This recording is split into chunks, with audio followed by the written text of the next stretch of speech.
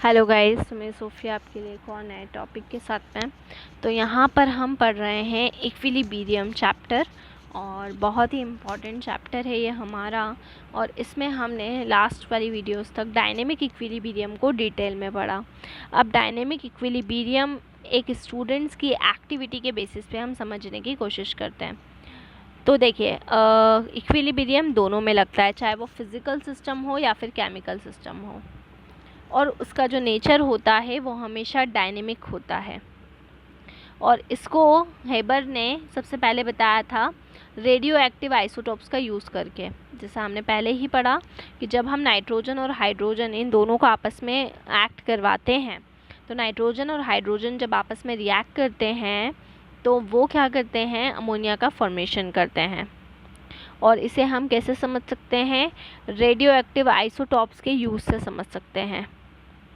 Clear कि उन्होंने water की जगह पे, मतलब हाइड्रोजन की जगह पे एक आइसोटॉप्स ड्यूटीरियम का यूज़ किया और उससे उन्होंने ये बताया। लेकिन ये फिजिबल नहीं होता स्कूल लाइब्रेरी के अंदर। तो हम यहाँ पर एक एक्टिविटी पढ़ने वाले हैं जो 5 और 6 स्टूडेंट्स के ग्रुपिंग में की जा सकती है, और उससे इस प्रोसेस को अच्छे से समझा जा सकता है। हमने क्या करा है कि 200 ml मेजरिंग सिलेंडर्स लिए हैं। सिलेंडर सब जानते हैं, तो हमने 2 सिलेंडर्स लिए हैं जिनका मेज़रमेंट कितना है, 100 ml है। इसके साथ में हमने 2 ग्लास ट्यूब्स ली हैं। हर एक ग्लास ट्यूब की लेंथ 30 सेंटीमीटर है। इनका जो डायामीटर रहेगा वो सेम हो सकता है या डिफरेंट भी हो सकता है, मतलब आप 3 to 5 mm डायामीटर के समथिंग की रेंज ले सकते हैं। क्लियर। अब हम यहाँ पर क्या करेंगे, मेजरिंग सिलेंडर 1 जो है उसमें कलर्ड वाटर को फिल करेंगे। कितना फिल करेंगे, वो जो मेजरिंग सिलेंडर है वो आधा भर जाए। Half of the measuring cylinder is filled with coloured water. Coloured water के लिए हम क्या कर सकते हैं, देखिए पोटेशियम परमैंगनेट का कलर काफ़ी अच्छा होता है, तो आप क्या करें, जो भी क्रिस्टल्स हैं पोटेशियम परमैंगनेट के उसको आप वाटर में मिला लें, तो इससे आपका एक कलर्ड सॉल्यूशन बन जाएगा। और सेकेंड सिलेंडर जो हमने लिया था उसको हमने क्या करा है, खाली छोड़ दिया है। तो हमने 2 सिलेंडर लिए थे 100 ml के, एक में हमने कलर्ड सॉल्यूशन लिया है, हाफ भर दिया है उसको, और दूसरे वाला हमने खाली छोड़ दिया है। अभी ग्लास ट्यूब्स हमारी 30 सेंटीमीटर लेंथ की है, वो एज इट इज़ रखी हुई हैं। ठीक है। अब हम क्या करेंगे, एक ट्यूब जो हमारी ग्लास ट्यूब थी पहली वाली, जिसका डायमीटर कितना था, 3 to 5 mm, और जिसकी लेंथ थी 30 सेंटीमीटर, उसको हम सिलेंडर 1 में फिल करेंगे और एक ट्यूब को हम सिलेंडर 2 में फिल करेंगे।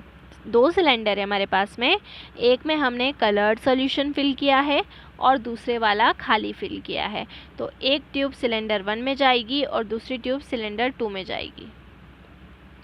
अब हम क्या करेंगे, जो एक ट्यूब है उसको सिलेंडर 1 में इमर्ज कर देंगे, सिलेंडर 1 में उसको इमर्ज कर देंगे, और उसकी जो अपर टिप है उसको क्लोज कर देंगे फिंगर से।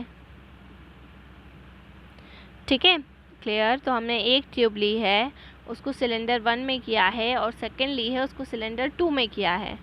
तो जो भी पहली ट्यूब थी सिलेंडर के अंदर उसको हमने 1 में इमर्ज कर दिया है, और उसकी जो अपर टिप है उसको हमने क्लोज कर दिया है।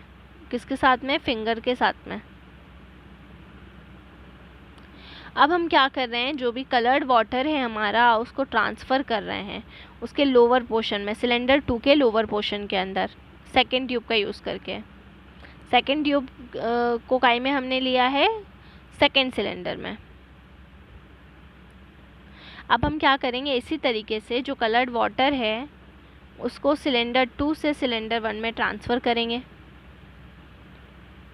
ठीक है, क्लियर है ना। और इसी तरीके से हम क्या करेंगे, कलर्ड वाटर को 2 ग्लास ट्यूब से सिलेंडर 1 से सिलेंडर 2 में ट्रांसफ़र करेंगे और 2 से 1 में ट्रांसफ़र करेंगे। कब तक करेंगे, जब तक कि कलर्ड वाटर दोनों सिलेंडर के अंदर कांस्टेंट ना हो जाए, दोनों के अंदर कांस्टेंट ना हो जाए, एक जैसा ना हो जाए। अब इसी तरीके से अगर आप क्या करेंगे, कंटिन्यूसली ट्रांसफ़र करते जाएंगे कलर सॉल्यूशन को दोनों सिलेंडर के बीच में, तो यहाँ पर कोई भी चेंज आपको नहीं नज़र आएगा इन दोनों सिलेंडर के कलर्ड वाटर के लेवल के अंदर। इसी तरीके से जो एनालॉजी ली है हमने लेवल की, वो रिएक्टेंट और प्रोडक्ट के कंसंट्रेशन से ली है। जहाँ यहाँ पर हम लेवल को पढ़ रहे हैं, उसी तरीके से जब हम डायनेमिक इक्विलिब्रियम पढ़ते हैं तो वहाँ पर कंसंट्रेशन होता है किसका? रिएक्टेंट और प्रोडक्ट्स का। जैसे इन 2 सिलेंडर्स के अंदर जो लेवल है उसको हम कंसंट्रेशन से समझते हैं। ठीक है, हम ये कह सकते हैं कि जो भी ट्रांसफ़र की प्रोसेस रहेगी वो लेवल के कॉन्स्टेंसी के बाद में भी कंटिन्यू होती रहेगी। क्लियर है ना?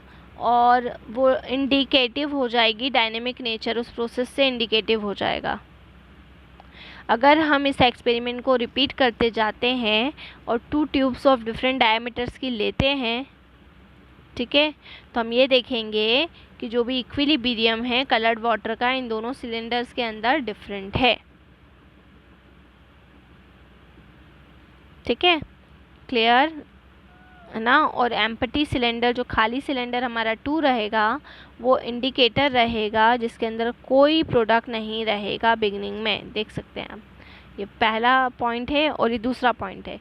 जो फर्स्ट पॉइंट है उसमें हमारा ए वाला जो पॉइंट है, फर्स्ट वाला जो भी पॉइंट है, ठीक है, वो फर्स्ट वाला जो हमारा सिलेंडर है वो भरा हुआ है और सेकंड वाला जो हमारा सिलेंडर है वो आप देख सकते हैं खाली है। इसी तरीके से अगले वाला अगर हम देखते हैं तो दोनों में सेम सोल्यूशन है, मतलब यहाँ पर क्या हो गया है? इक्विलिब्रियम हो गया है। ये फाइनल स्टेज है और ये इनिशियल स्टेज है, बी वाला डायग्राम। ठीक है, तो इस तरीके से हम इसको क्या कर सकते हैं? स्टूडेंट एक्टिविटी से समझ सकते हैं। तो स्टूडेंट एक्टिविटी से मैंने आपको डायनेमिक इक्विलिब्रियम को समझाने की कोशिश करी। अब इसके बाद में हमारा जो अगला टॉपिक रहेगा, क्योंकि हम ये इसको डायनेमिक इक्विलिब्रियम को काफ़ी डिटेल में पढ़ चुके हैं, अब हम फाइनली पढ़ेंगे law of chemical equilibrium and equilibrium constant, जो कि एक बहुत ही इम्पॉर्टेंट टॉपिक है हमारा।